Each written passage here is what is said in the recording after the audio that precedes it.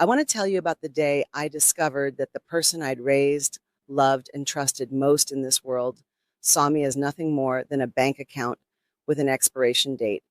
It's a story about family, betrayal, and the unexpected strength you can find in yourself at 80 years old.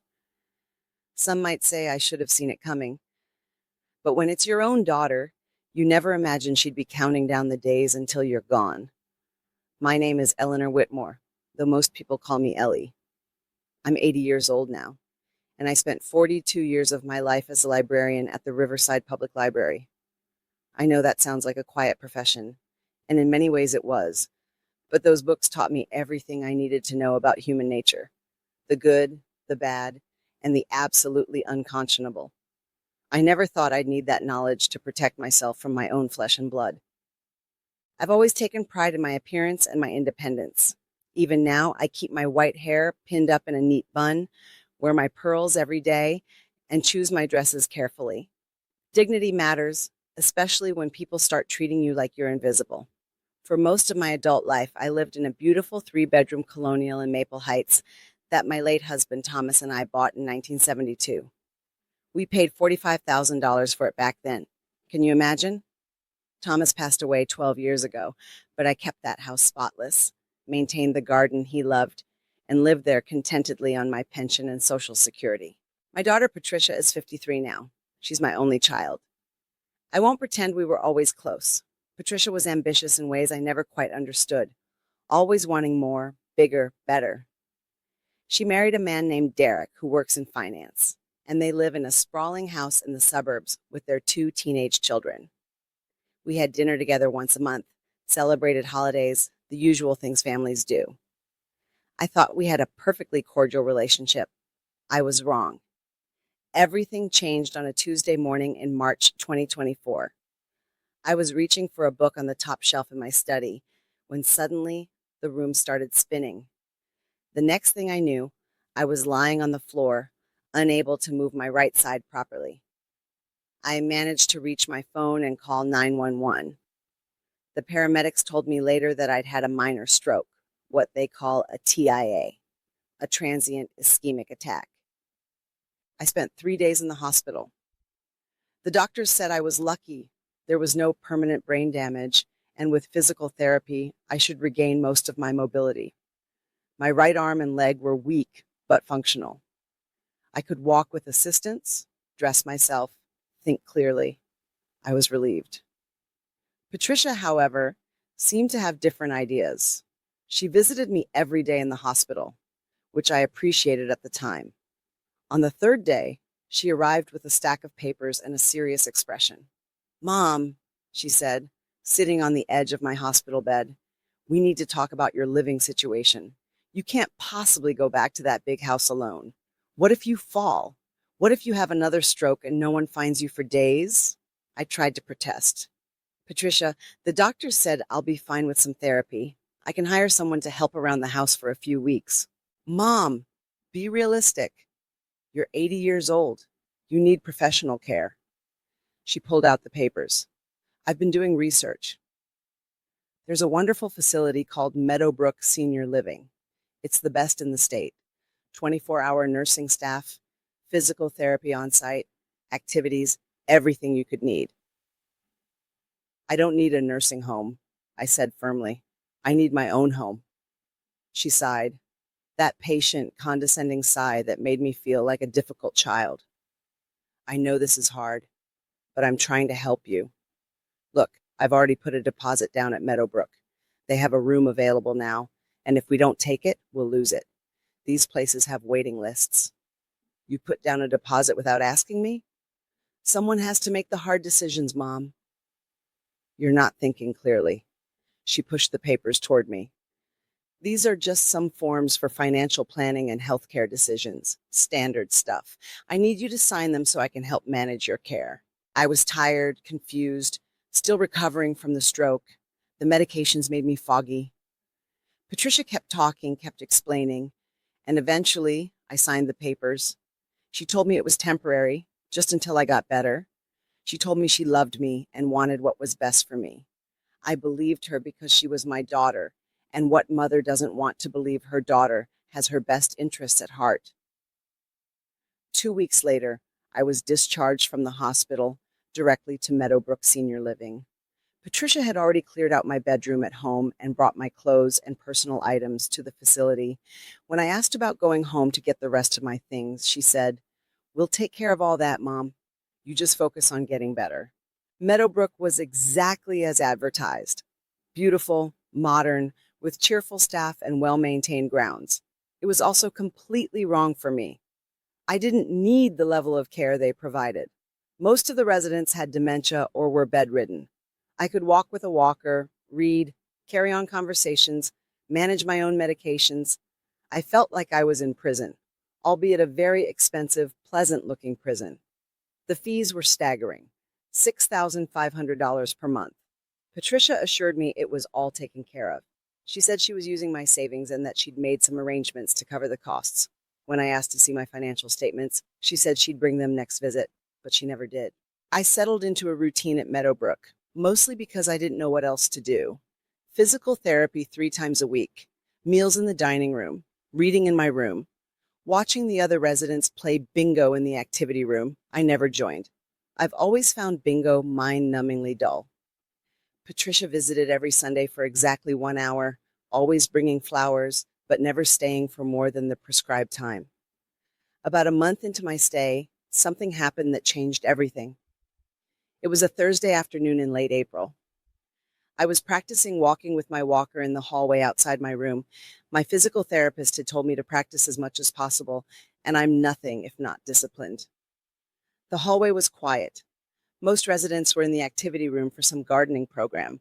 As I made my way slowly toward the nurse's station at the end of the corridor, I heard voices. One was Patricia's voice. I'd recognize it anywhere. The other belonged to Mrs. Chen, the facility's director of nursing. I was about to call out when I heard Patricia say something that made me freeze. "I don't care if she likes it here or not," Patricia said, her voice sharp with irritation. "The important thing is that she's safe and supervised." I stopped walking, positioning myself just around the corner from the nurse's station where I could hear but not be seen. Mrs. Chen responded carefully, "Of course, Ms. Whitmore, but I wanted to discuss your mother's care plan. Her progress has been remarkable. She's regained almost full mobility, her cognition is excellent, and frankly, she doesn't require our level of care anymore. We typically recommend transitioning patients like her to independent living or back home with in-home care support. It would be considerably less expensive." Quote, Patricia cut her off. "That's not going to happen. My mother is staying here." There was a pause. Then Mrs. Chen said, "I understand your concern for her safety, but ethically, we need to ensure we're providing appropriate care.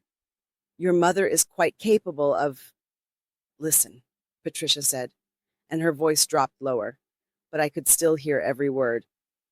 "I'm paying $6,500 a month for this place, which means I'm a client, and the client is always right. Isn't that the saying? My mother is staying here, and I don't want to have this conversation again." "Ms. Whitmore, I'm just trying to—" "Do you want to know the truth?" Patricia's voice had an edge to it now, almost triumphant. "I don't care if she likes it here. Her house sold for $520,000 last month. After paying the first year here, that's $78,000. I have enough left over to pay off my mortgage and completely redo my kitchen. The contractor's already started on the designs." My hands tightened on the walker's handles so hard my knuckles went white. Mrs. Chen's voice was shocked. "You sold your mother's house?" "I have power of attorney and guardianship, all perfectly legal. I signed the papers while she was in the hospital, confused from the stroke. The realtor got multiple offers. Apparently the market in her neighborhood is very hot right now. And honestly, what does she need all that money for? She's 80 years old. How many years does she have left? 5, maybe 10 if she's unlucky? Spending that money keeping her in her house would be a waste when I can put it to better use." "But Mrs. Whitmore's cognition is perfectly fine," Mrs. Chen protested. "She would have noticed." "Her memory isn't what it used to be," Patricia said dismissively.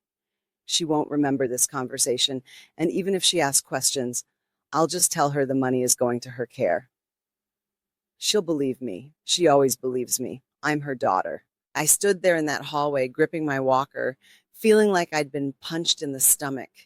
This was my daughter, the baby I'd rocked to sleep, whose scraped knees I'd bandaged, whose homework I'd helped with, whose wedding I'd paid for. This was the child I'd loved unconditionally for 53 years. Mrs. Chen was speaking again, her voice uncomfortable. Miss Whitmore, I'm not sure I'm comfortable with this conversation. If your mother is mentally competent, are you questioning my decisions regarding my mother's care? Patricia's voice turned cold. Because I can take my business elsewhere. There are plenty of other facilities that would love to have a paying client who never complains. There was a long silence. Finally, Mrs. Chen said quietly, "No, of course not. I just wanted to make sure we're providing the appropriate level of care." "Good. Then we understand each other. I'll see you Sunday for my regular visit." I heard footsteps approaching and quickly backed my walker into an alcove near the water fountain. Patricia walked past without even glancing in my direction, her high heels clicking on the polished floor, her designer handbag swinging from her shoulder, probably bought with my money. After she left, I stood there for a long time, just breathing, trying to process what I'd heard. Part of me wanted to believe I'd misunderstood, that there was some explanation. But I'd spent 42 years listening to people, reading between the lines of their reference questions, understanding what they really needed even when they couldn't articulate it. I knew exactly what I'd heard, and there was no misunderstanding. My daughter had stolen my house. She'd manipulated me when I was vulnerable, forged or tricked me into signing documents I didn't understand, and planned to keep me locked away in this facility while she spent my life savings on her kitchen renovation. And she thought I was too senile to notice or too weak to do anything about it. She was wrong on both counts. I returned to my room and sat in the chair by the window, looking out at the meticulously maintained grounds. The azaleas were blooming. Thomas had loved azaleas. We'd planted them all around our house together. Our house, my house, the house Patricia had sold without my knowledge or consent. I thought about Thomas then. He'd been a high school principal, a man of absolute integrity. He would have been devastated to know what his daughter had become. We'd raised her to be independent and strong, yes, but also to be honest and kind. Somewhere along the way, those last two qualities had gotten lost. That evening, I didn't go to dinner. Instead, I asked one of the aides if there was a phone book I could use. She seemed surprised. Most residents didn't use phone books anymore in 2024, but she found me one from the office. I looked up legal aid and wrote down several numbers. The next morning, during the quiet time after breakfast when most residents napped, I used the phone in the activity room to start making calls. The first two legal aid organizations said they couldn't help with my type of case. The third transferred me to a lawyer named Sarah Martinez, who specialized in elder law. I explained my situation as clearly as I could. Ms. Martinez listened without interrupting, then said, "Mrs. Whitmore, what you're describing could be financial elder abuse and fraud. If your daughter obtained power of attorney and guardianship through deception while you were incapacitated, those documents could be invalidated. Can you meet with me?" "I can't drive anymore," I admitted, "and my daughter controls my finances. I don't even know if I have any money left for a lawyer." "We work on contingency for cases like this," she said, "and I can come to you. How's tomorrow afternoon?" Ms. Martinez visited the next day, a sharp-eyed woman in her 40s with a briefcase full of documents for me to review. She explained that Patricia had indeed obtained both power of attorney and guardianship, claiming I was mentally incompetent due to the stroke. She'd used these documents to sell my house, access my bank accounts, and make decisions about my care without my input. "The good news," Ms. Martinez said, "is that you're clearly competent. I can petition the court to have an independent guardian appointed to review the situation and potentially invalidate these documents. But I need to be honest with you. This will be a fight. Your daughter won't give up easily, and it could take months, even a year. I'm 80 years old, I said, but I'm not dead yet, and I spent 4 decades managing a library. I know about organization, documentation, and patience. Let's fight. We filed a petition with the court the following week. The legal process was even more complicated than Ms. Martinez had warned. First, the court had to appoint an independent guardian ad litem to evaluate my mental competence.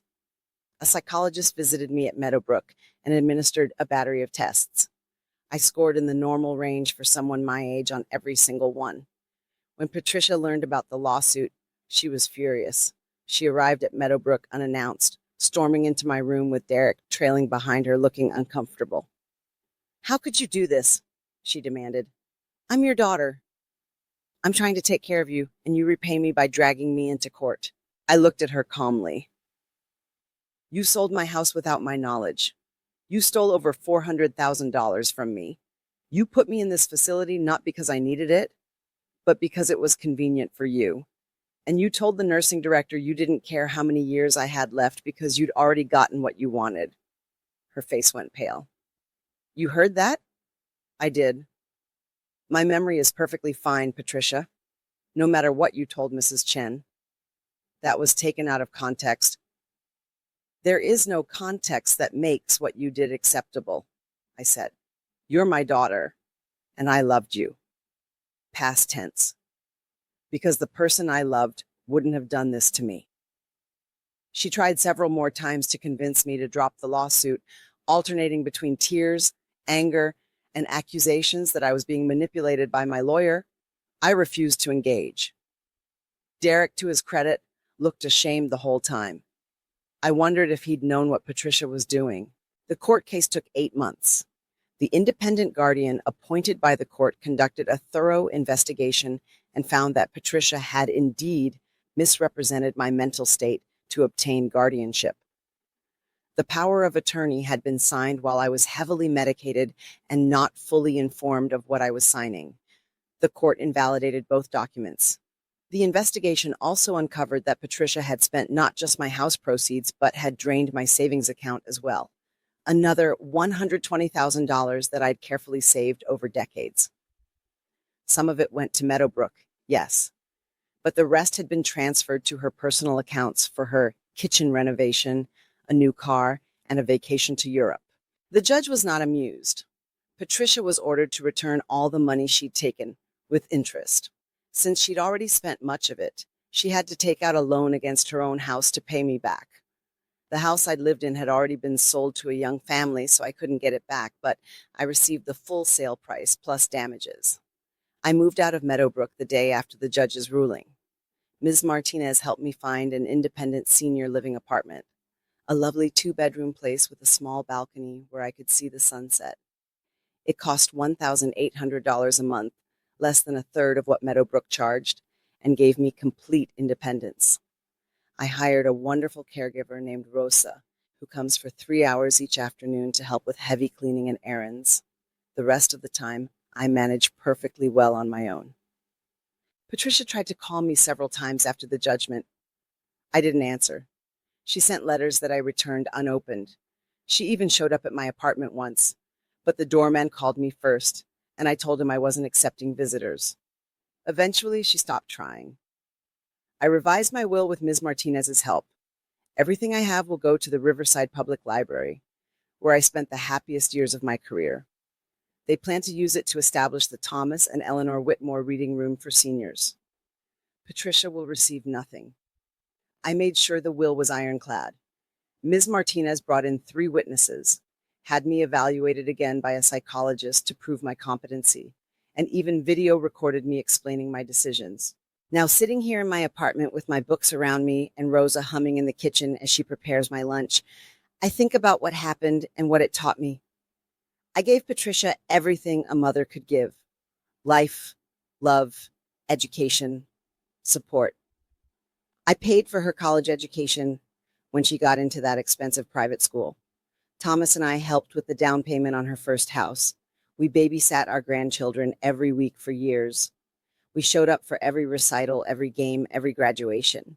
And she looked at me lying in that hospital bed and saw only an opportunity She saw dollar signs instead of the woman who'd sat up with her through chicken pox, who'd taught her to read, who'd celebrated every achievement and comforted every disappointment.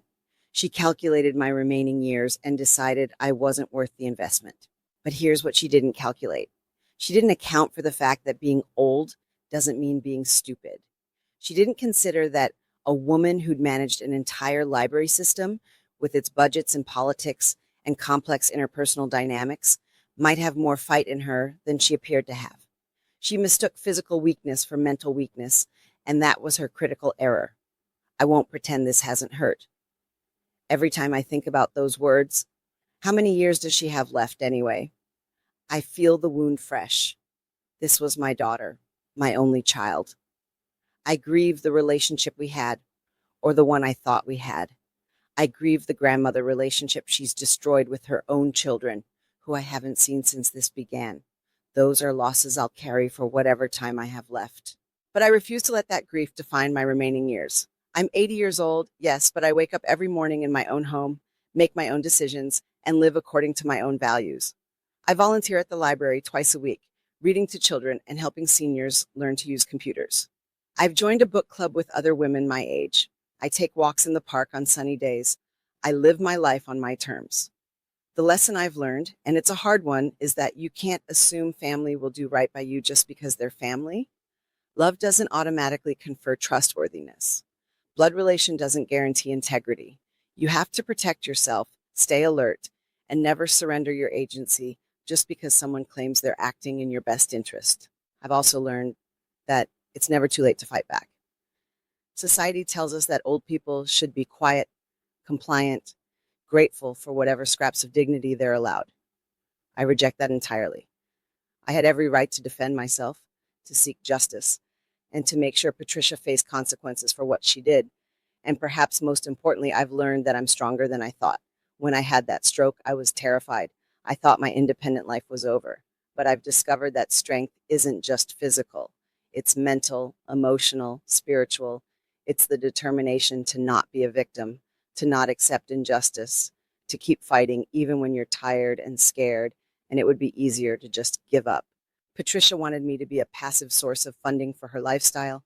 Instead, I became her adversary in court and her cautionary tale. I wonder sometimes if she thinks about what she lost, not the money, but the relationship. I wonder if she regrets her choices. Probably not. People who can do what she did typically lack the capacity for that kind of self-reflection. As for me, I don't spend much time looking back anymore. I'm 80 years old, and Patricia was right about one thing. I don't know how many years I have left. 5, 10, maybe 15 if I'm lucky. But however many years I have, they'll be lived with dignity, independence, and the satisfaction of knowing that I didn't let anyone, not even my own daughter, take that away from me. I gave Patricia life, but she gave me something too. Though she never intended it, she gave me a crystal clear vision of who she really is. And armed with that knowledge, I made sure she'll never hurt me again. That's not revenge. That's self-preservation. And at any age, that's something worth fighting for.